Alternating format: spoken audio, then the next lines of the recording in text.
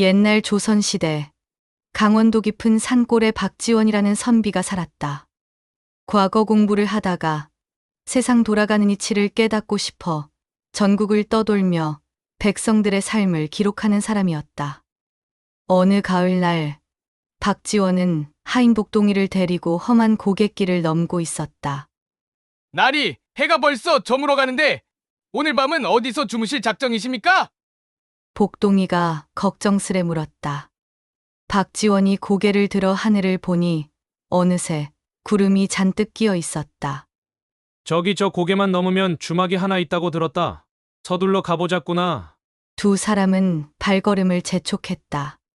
그런데 고개를 넘자마자 갑자기 빗방울이 떨어지기 시작했다.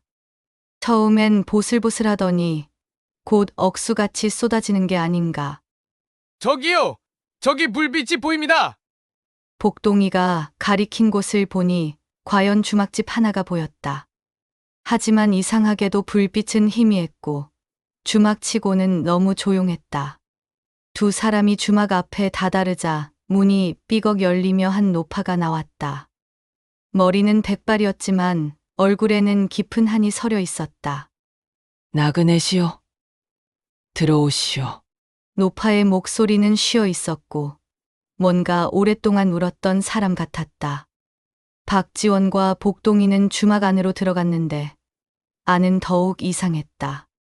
주막이라기엔 손님이 하나도 없었고 구석에는 젊은 여인 하나가 고개를 푹 숙이고 앉아 있었다. 날이 뭔가 좀 섬뜩합니다요.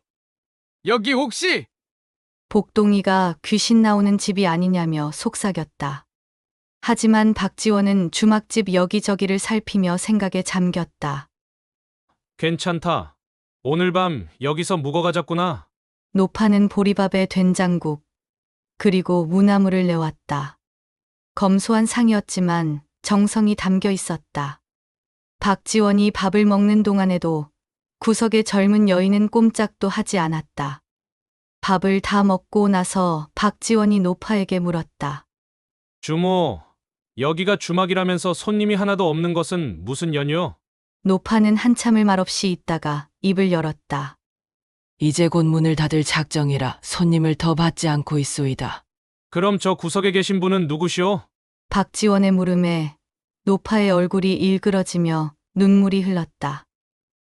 며느리, 아니, 한때 며느리였던 사람이요. 그날 밤 빗소리가 거세지자 박지원은 잠을 이룰 수가 없었다. 그런데 어디선가 여자의 흐느끼는 소리가 들려왔다. 처음엔 노파의 방에서 나는 소리인 줄 알았는데 자세히 들어보니 그게 아니었다.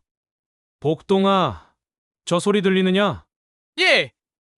날이 소인도 듣고 있었습니다요. 저 젊은 분이 우는 것 같은데 박지원은 방문을 열고 나왔다. 그리고 살그머니 젊은 여인이 있던 구석으로 다가갔다. 여인은 벽을 향해 앉아서 소리 없이 울고 있었다. 아씨, 무슨 사연이 있어 그리 우시오? 박지원의 목소리에 여인이 깜짝 놀라며 고개를 들었다. 촛불에 비친 여인의 얼굴은 눈물 자국이 가득했지만 원래는 꽤나 고운 얼굴이었을 것이다. 선비님, 저를 불쌍히 여기신다면 제발 이곳에서 나갈 수 있게 도와주십시오. 여인의 말에 박지원은 눈썹을 찌푸렸다. 나가고 싶으면 나가면 되지 않소? 여기가 감옥도 아닌데. 아니옵니다. 저는 이곳을 나갈 수가 없습니다. 시어머님께서 허락하지 않으시거든요. 도대체 무슨 일이기에? 바로 그때였다. 노파가 불쑥 나타나 여인을 노려보았다. 또 개개개 쓸데없는 말을 하고 있구나. 방으로 들어가거라. 어머님, 제발. 들어가라 했다. 노파의 목소리가 얼마나 매섭던지 젊은 여인은 벌벌 떨며 작은 방으로 들어가 버렸다. 그리고 노파는 박지원을 향해 말했다. 선비님, 송구하오나 이것은 저희 집안일이니 간섭하지 말아주시오. 다음 날 아침 비는 그쳤지만 박지원은 이곳을 떠날 수가 없었다. 뭔가 석연찮은 일이 벌어지고 있다는 걸 느꼈다. 복동아, 오늘은 이 주막에 하루 더 묵어야겠다. 나는 마을로 내려가 볼 일이 있으니 너는 여기서 주막집 사람들을 잘 살펴보거라. 박지원은 산 아래 마을로 내려갔다. 그리고 주막 근처 사람들에게 산마루 주막에 대해 물어보기 시작했다. 아, 그 주막 말씀이십니까? 거기 박 씨가 운영하는 곳이지요. 한 나무꾼이 대답했다. 그 노파에 대해 아는 것을 좀 말해 주시오. 글쎄요. 원래는 남편과 함께 주막을 했는데 남편이 죽고 나서 혼자 운영하고 있다고 들었습니다. 그런데 몇 달 전부터는 손님도 잘 받지 않더니 이제는 아예 문을 닫을 거라는 소문이 돌던데요. 혹시 그 주막에 젊은 여인이 있다는 걸 아시오? 나무꾼이 고개를 끄덕였다. 아, 며느리 말씀이시군요. 그 며느리에게 슬픈 사연이 있지요. 어떤 사연이오?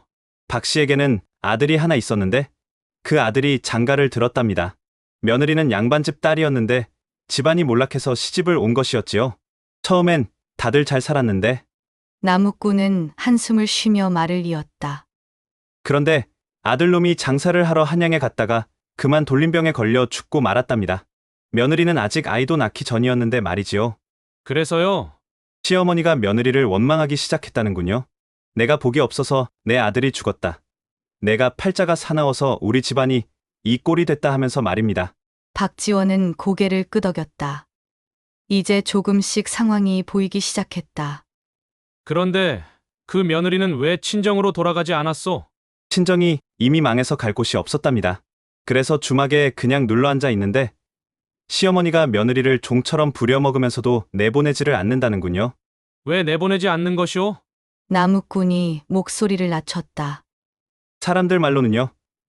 박 씨 노파가 며느리한테서 뭔가를 얻으려고 그러는 것이라고들 합니다. 며느리 친정이 망하기 전에 숨겨둔 재산이 있다는데 그걸 알아내려고 며느리를 붙잡아두고 있다는 것이지요. 박지원은 주막으로 돌아왔다. 복동이가 마당에서 나무를 패고 있었다. 날이 어떻게 되었습니까? 조금 더 지켜봐야겠다. 오늘 밤이 중요할 것 같구나. 그날 밤, 박지원은 일부러 깊이 잠든 척하며 주막집 안의 동태를 살폈다. 한밤중이 되자 노파의 방에서 인기척이 들렸다. 아직도 말하지 않을 테냐? 내 친정 재산이 어디 있는지 말만 하면 널 편하게 보내주마. 어머님, 정말로 아무것도 모릅니다.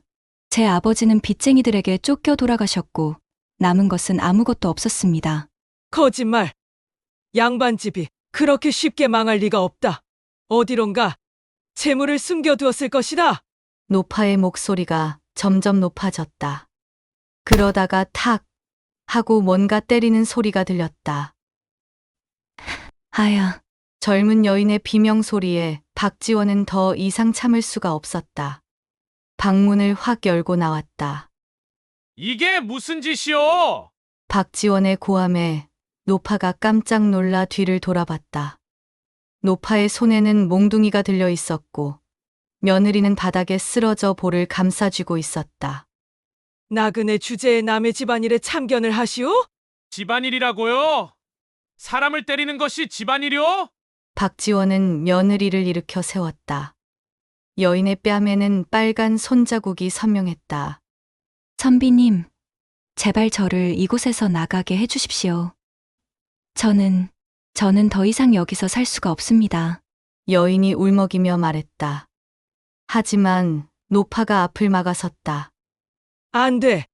이 년은 내가 허락하기 전에는 한 발짝도 나갈 수 없어. 대체 왜 며느리를 이렇게 가두고 있는 것이오? 박지원이 따져 물으니 노파가 비웃었다. 그야, 당연하지. 2년, 친정에 숨겨둔 재물을 받아내야 하니까. 어머님, 정말로 없다고 말씀드렸지 않습니까? 거짓말 마라. 내 아버지가 망하기 전에 분명 무언가를 숨겼을 것이다. 양반들은 다 그런다고. 노파의 눈에는 집착과 광기가 가득했다. 박지원은 한숨을 쉬며 말했다. 주모, 혹시 당신 아들이 죽은 것도 며느리 탓이라고 생각하시오? 그야 당연하지. 2년이 팔자가 사나워서 내 아들이 죽었어. 아니요. 아드님은 돌림병으로 돌아가신 것이오. 며느리와는 아무 상관이 없소. 뭘 알고 그런 소리를 하시오. 노파가 소리쳤다. 그때 복동이가 나타났다. 나리, 큰일 났습니다. 마을에서 포졸들이 올라오고 있습니다. 뭐라고? 박지원이 밖으로 나가보니 정말로 횃불을 든 포졸들이 주막을 향해 올라오고 있었다. 저 주막을 포위하라. 안에 있는 여인을 구출해야 한다. 포졸 중 한 명이 외쳤다. 알고 보니 마을 사람들이 며느리가 갇혀 있다는 소문을 듣고 관아에 고발한 것이었다. 노파는 당황했다. 이제 며느리를 더 이상 가둘 수 없게 된 것이다. 이년, 내가 사람들에게 말한 거냐? 아니옵니다, 어머님. 저는 아무에게도 바로 그때 박지원이 나섰다. 주모, 이제 그만 놓아주시오. 며느리에게는 아무 죄가 없소. 선비가 무얼 안다고 그런 소리를. 노파가 소리치는 순간 포졸들이 주막 안으로 들이닥쳤다. 박씨, 당신을 불법 감금죄로 체포한다. 포졸들이 노파를 잡으려 하자 며느리가 갑자기 포졸들 앞을 막아섰다. 잠깐만요. 어머님을 잡아가지 마십시오. 모두가 놀라 며느리를 쳐다봤다. 며느리는 눈물을 흘리며 말했다. 어머님은 잘못이 없습니다. 어머님은 그저 아드님을 잃은 슬픔에 제정신이 아니셨을 뿐입니다. 무슨 소리여? 당신을 때리고 가둔 사람인데. 포졸이 어이없다는 듯 말했지만 며느리는 고개를 저었다. 어머님은 아드님이 돌아가신 후로 온전한 정신이 아니셨습니다. 가끔은 아드님이 살아있다고 믿으시고 가끔은 제가 아드님을 죽였다고 하시고 그래서 저는 차마 어머님을 떠날 수가 없었습니다. 이 말을 듣고 있던 박지원이 노파에게 다가갔다. 주모, 정말로 아드님의 죽음을 받아들이지 못하신 것이오? 노파는 잠시 멍하니 서 있다가 갑자기 무릎을 꿇으며 울음을 터뜨렸다. 내 아들이 왜 그렇게 일찍 가야 했단 말이오? 내가 무슨 죄를 지어서. 노파는 그동안 숨겨왔던 슬픔을 한꺼번에 쏟아냈다. 사실 재산 타령을 한 것도 며느리를 붙잡아둔 것도 다 아들을 잃은 슬픔을 견딜 수 없어서였던 것이다. 며느리가 떠나면 아들과의 마지막 연결고리마저 끊어질 것 같아서 그래서 며느리를 놓아줄 수가 없었던 것이다. 어머님, 며느리가 노파를 부둥켜 안았다. 노파는 며느리의 품에서 한참을 울었다. 미안하다. 정말 미안하다. 내가 미쳤구나. 내가 내게 얼마나 못되게 굴었는지. 괜찮습니다, 어머님. 저도 압니다. 어머님께서 얼마나 힘드셨는지.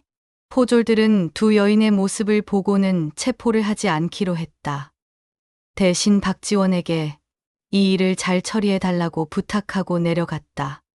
그날 밤 박지원은 노파와 며느리를 한자리에 앉혔다.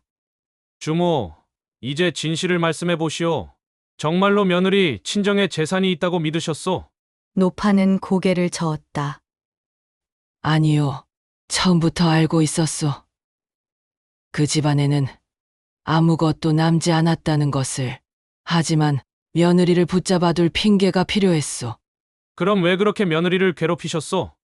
그것도 사실은 며느리를 미워해서가 아니었소. 그저 누군가를 탓해야 이 슬픔을 견딜 수 있을 것 같았소. 내 아들이 죽은 것을 누군가의 탓으로 돌려야 내가 미치지 않을 것 같았소. 며느리가 노파의 손을 잡았다.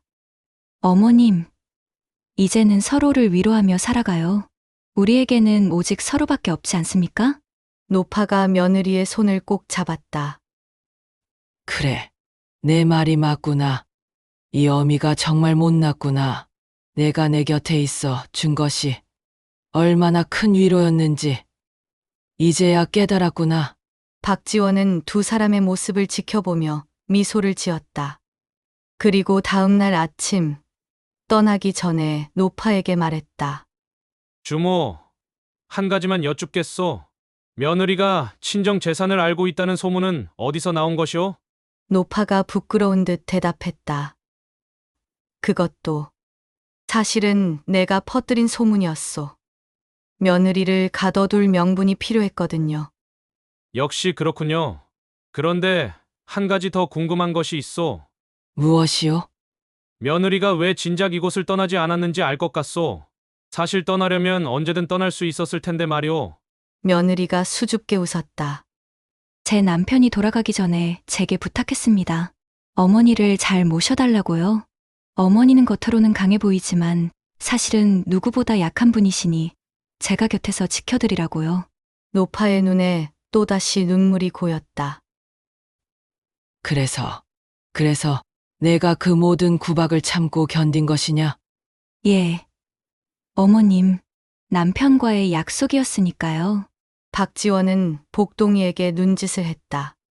복동이가 보따리를 하나 꺼내왔다. 이것은 제가 마을에서 장을 보면서 준비한 것들이오. 쌀과 된장, 그리고 약초 몇 가지가 들어있어. 부디 두 분이서 의좋게 지내시기 바라오. 노파와 며느리는 고개를 숙여 감사를 표했다.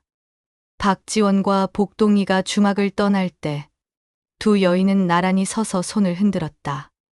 지금까지 서로를 오해하며 살았던 것처럼 이제부터는 진짜 가족으로 살아갈 것 같았다. 나리, 참으로 기이한 일이었습니다. 며느리가 그토록 매몰차게 대하는 시어머니 곁을 떠나지 않다니요. 복동이가 감탄하며 말했다. 복동아, 사람의 마음이란 참으로 묘한 것이니라. 때로는 미움 속에 사랑이 숨어 있고, 때로는 사랑 때문에 미워하는 척하기도 한다. 저 노파는 며느리를 미워한 것이 아니라 아들을 잃은 슬픔을 감당할 수 없어서 며느리에게 그 슬픔을 떠넘긴 것이니라. 그렇군요. 그럼 며느리는요? 며느리는 처음부터 시어머니를 이해하고 있었다. 시어머니가 자신을 진짜로 미워하는 것이 아니라 슬픔을 표현하는 방법을 몰라서 그런다는 것을 알았던 것이다. 역시 나리의 해안은 대단하십니다. 박지원은 고개를 저으며 말했다. 해안이 아니라 그저 사람의 마음을 들여다본 것뿐이니라. 조선 땅에 사는 백성들은 모두 각자의 슬픔을 안고 살아가고 있다. 특히나 여인들은 더욱 그러하니 남편을 잃고도 아들을 잃고도 집안을 잃고도 꿋꿋이 살아가야 하는 것이 여인의 팔자가 아니겠느냐? 두 사람은 산길을 내려가며 뒤를 돌아봤다. 산마루 주막에서는 아직도 두 여인이 손을 흔들고 있었다. 이로써 박지원은 산마루 주막에서 오랜 세월 쌓인 오해와 슬픔을 풀어주고 두 여인이 진정한 가족으로 거듭나도록 도왔다고 한다. 그리고 이 이야기는 오래도록 강원도 산골에 전해져 슬픔을 이겨내고 서로를 용서하는 것이 얼마나 중요한지를 일깨워 주었다고 한다.